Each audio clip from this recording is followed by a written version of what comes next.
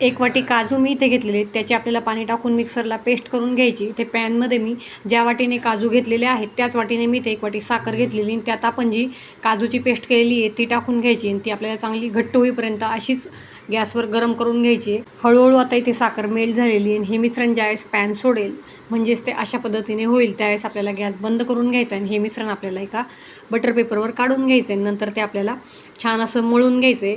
आपल्याला हाताला तूप लावून घ्यायचं आहे मगच आपल्याला हे मळून घ्यायचं आहे, म्हणजे ते हाताला चिकटत नाही. घट्ट असा गोळा तयार झाला की आपल्याला लाटण्याने हे लाटून घ्यायचं आहे आणि याच्या आपल्याला काजू कतली डायमंड शेपमध्ये कापून घ्यायचं आहे.